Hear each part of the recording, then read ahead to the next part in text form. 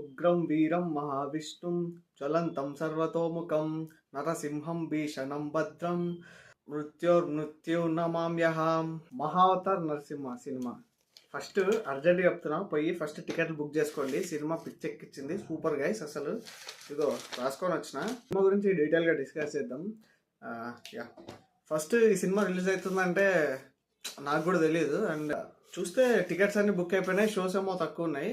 But your ticket will be golden worthy guys. Ticket price కూడా చాలా తక్కువ ఉంది, 150 రూపీస్ అరౌండ్ సంథింగ్ నాకు పడ్డది. స్టోరీ గురించి మీ అందరికి తెలిసిందే. మన భక్త ప్రహ్లాదుడు అవతరించినప్పుడు నరసింహస్వామి అవతారం ఎలా ఎత్తాడు, అండ్ హిరణ్యాక్షుడిని ఎలా సంహరించారనేది story.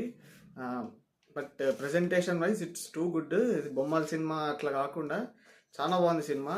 Last climax action sequences అయితే వేరే లెవెల్ ఉన్నాయి. అండ్ వరాహస్వామి అవతారం ఎత్తినప్పుడు ఒక సీన్ ఉంటుంది, లైక్ నాకు చాలా బాగా నచ్చింది. అది భూదేవిని ఇట్లా తీసుకుపోవడం అనేది కూడా సూపర్. అసలు ఇలాంటి మంచి సినిమాలు వస్తే ఆడియన్స్ ఎప్పుడు ఎంకరేజ్ చేస్తారు అనేదానికి నిన్న నాకు అనిపించింది. ఏంటంటే నిన్న మండే రోజు నైట్ షోకి హౌస్ఫుల్ థియేటర్. అందుకే అండి కంటెంట్ మీద కాన్సన్ట్రేట్ చేయాలి. స్టార్ హీరోలు, పెద్ద పెద్ద డైరెక్టర్లు, పెద్ద బడ్జెట్లు కాదు. మంచి సినిమా ఉంటే ఆడియన్స్ ఎప్పుడైనా ఎంకరేజ్ చేస్తారు.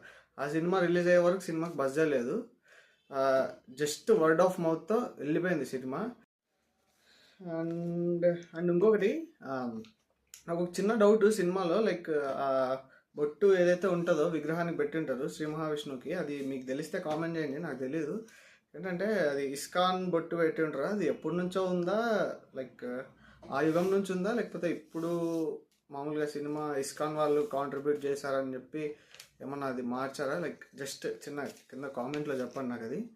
సినిమా స్టార్టింగే మన హిరణ్యాక్షుడు ఎలా జన్మించారనే చూపిస్తారు. వాళ్ళు ఎవరు కూడా చెప్పాల్సింది లాస్ట్లో ఒకసారి చెప్తారు, జయ విజయులే అని. ఆ జయ విజయులు అనే వాళ్ళు శ్రీ మహావిష్ణు ద్వారపాలకులు అన్నట్టు చూపించి చెప్పాల్సింది. అండ్ మత్స్యావతారం, కూర్మావతారం గురించి కూడా కొంచెం ఇంట్రడక్షన్లో కొంచెం చెప్పి ఉంటే లైక్ చాలా సూపర్ ఉండేది. అండ్ ఈ సినిమాని నాకైతే 4DXలో ఎక్స్పీరియన్స్ చేయాలన్నట్టు అనిపించింది. ఎందుకంటే ఆ వాటర్ సీక్వెన్సెస్ చాలా బాగున్నాయి.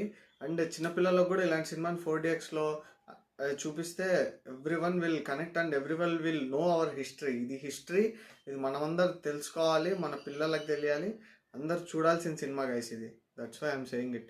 ప్లీజ్ కన్సిడర్ నెక్స్ట్ వచ్చే మహావతార్ పరశురామ, ఆ సినిమాని మీరు 4DXలో తీసుకురావడానికి ట్రై చేయండి. అండ్ ఇంకొకటి నాకు సినిమాలో ఒక హ్యాపీగా అనిపించినది ఏంటంటే లాస్ట్లో ఎండ్ క్రెడిట్ సీన్లో మా అనంతపూర్ డిస్టిక్లో పెన్నోబ్లంని ప్రమోట్ చేయడం అనేది చాలా హ్యాపీగా అనిపించింది. అండ్ ఇస్కాన్ వాళ్ళు సినిమాకి చాలా కాంట్రిబ్యూట్ చేశారంటున్నారు. Thanks you so much Hombale films and everyone. Please do watch it in theatres guys. ఇలాంటి సినిమాని మీరు థియేటర్లో మిస్ అయితే మళ్ళీ ఇంత మంచి ఎక్స్పీరియన్స్ ఉన్న సినిమాలు రావు. ఇలాంటి సినిమా వచ్చినప్పుడే ఎంకరేజ్ చేస్తే మనకి క్వాలిటీ కంటెంట్ అనేది వస్తుంది, లేకపోతే మనకు ఆ రొట్టె మన మొహాన్ మీద కొడుతుంటారు. So please do encourage these kind of cinema. Thank you. జై హింద్.